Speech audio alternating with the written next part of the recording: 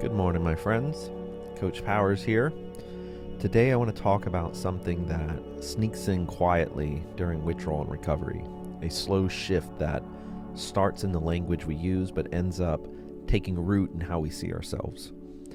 It starts with phrases like this: I'm broken. I have Benzo brains. I'll never be the same. This is who I am now. I miss who I used to be. At first, it's just a way of describing what's happening, but over time it turns into a kind of identity, as if we become our suffering. And once this happens, healing gets harder. Why? Because it's tough to let go of something that's wrapped up in your sense of self.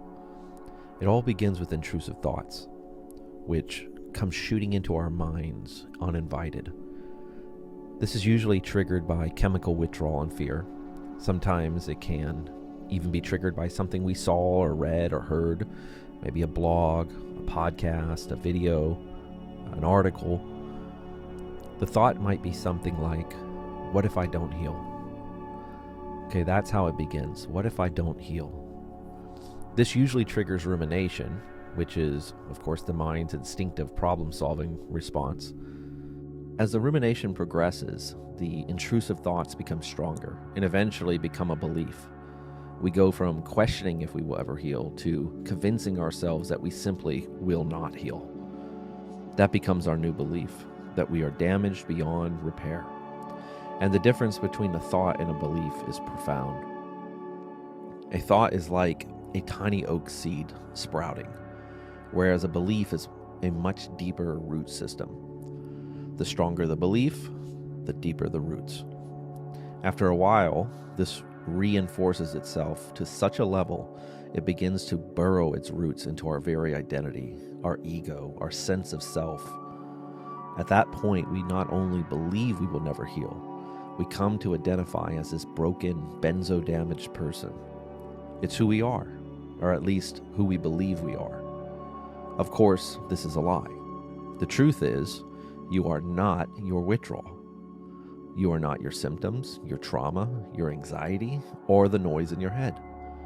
You are the one experiencing it, the one moving through it. And that's a powerful difference.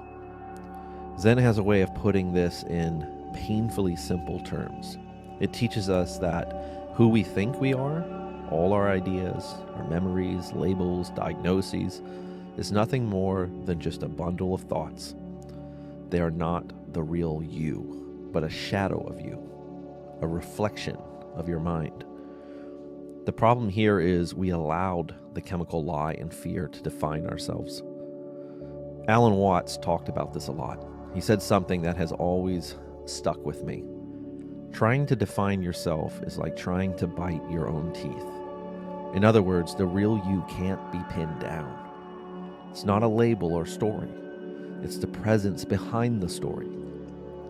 The awareness that's always there, even when your world feels upside down. And I know, when you're in the thick of it, all of this can sound like spiritual fluff. But it's not. It's survival, and it's the truth. Because the more you identify with your symptoms, the harder they will hit. The more you fight to fix the broken version of yourself, the more stuck you will feel. In my recovery program, we often talk about the bear, which is a metaphor for benzo-induced withdrawal, fear, pain, adrenaline, all of that. But the bear isn't us. It's simply what our nervous system is reacting to, and we don't have to fight it. What you need to learn to do is how to stop feeding the bear. Same with identity. You can let the symptoms be there without becoming them. You can say, this is hard, without saying, I am damaged.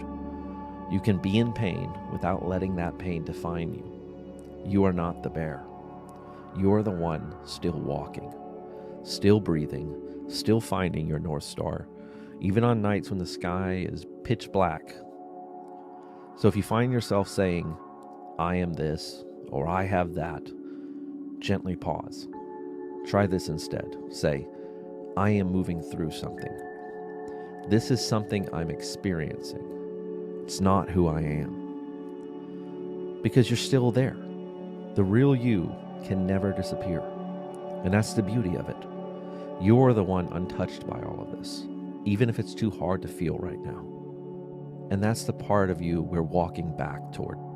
That's the beauty of who we truly are, beyond our mental identification with ourselves. We are who we are, and that isn't something we can lose. If anything, there's a profound opportunity in all of this to reconnect with parts of our deeper selves that we forgot or lost sight of. There is a huge opportunity for spiritual growth, but we must first learn to identify the lie. So I'll remind you again, you are not your thoughts, and you are not your beliefs about who you are. You are something much deeper, much purer, much more special. The moment you free yourself from your mental identification with suffering, an opening can exist. Suddenly, you're simply the watcher of the suffering. You're not the suffering. It's not your identity. What your mind tells you isn't true, especially when it tells you who you are in all of this. Recovery is not who we are. It's just what we're moving through. So I implore you, become the watcher. Observe your mind. Observe how your mind tries to latch on and make a new identity of all this withdrawal and recovery. See the subtle lie it tells us. It's like breaking our leg.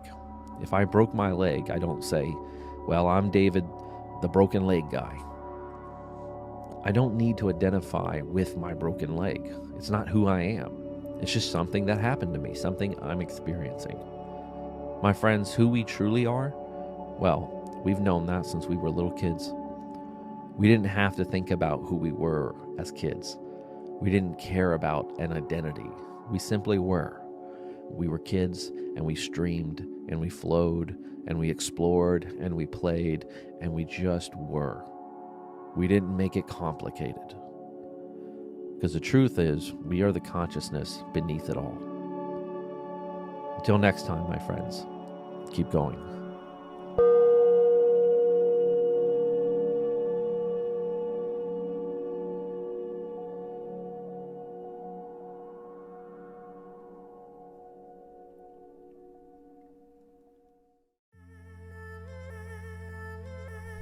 Hey everyone, I'm Coach Powers and I'm excited to announce the launch of my new online Benzo Recovery School.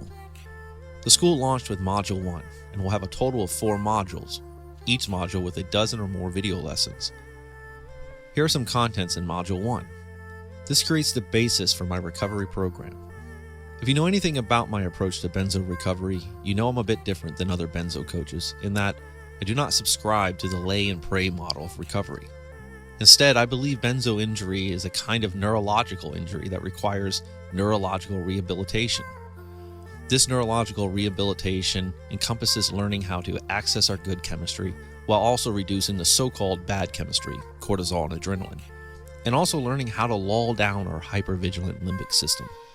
This includes learning techniques in CBT, DBT, mindfulness therapy, and neuroplasticity building. Now, I've studied clinical psychology for the last 15 years of my life, and my benzo recovery program encompasses the same things that I use to make my own recovery after a 10-year, 40 milligram Valium dependence. My recovery program observes 4 stages of recovery with 3 tiers of development. In fact, my stages are all focused on development. This makes them different than the 3 obvious stages of recovery, which include the pre-taper, the taper, and post-taper. Instead, my stages serve as a kind of developmental roadmap, with each stage serving as a bridge to the following stage. These 4 stages include Stage 1, restoring hope, Stage 2, the new beginning, Stage 3, the montage, and Stage 4, coming home. Perhaps most importantly, each stage has 3 key learning goals and also 3 key roadblocks. These stages revealed themselves to me after years of working with literally thousands of people from all around the world. After enough experience, you begin to see patterns and trends, and you see where people triumph and what roadblocks can prevent them from moving forward. Now remember, just because you may have come off your benzo doesn't mean you automatically reach Stage 4, the final stage. Again, these are developmental stages, which is why someone can come off of their benzo and still be stuck in their recovery. In fact, it's entirely possible to come off of your benzo and be stuck in Stage 1. Here are some other features the online Benzo Recovery School offers. Aside from being a school, it's also a positive focused support group. And believe me when I tell you, my students are a different breed of Benzo warriors. They are wise, they are driven, and they understand the mission. I, Coach Powers, will also be doing live video Q&A weekly in the community, talking, teaching, and answering questions from all of you. There will be downloadable resources such as a rumination and exposure therapy log, templates for checklists, and much more. Additionally, there will be new Benzo sleep affirmation videos exclusive for the school, as well as new and early original content. There will be a regular Benzo blog, Benzo-related news, and even a private early screening for my Benzo recovery feature film, Lake of Fire. All of this and only for a special introductory rate of $30 monthly while time lasts. So come join the positive community and let's work together on facilitating our recovery. See you there.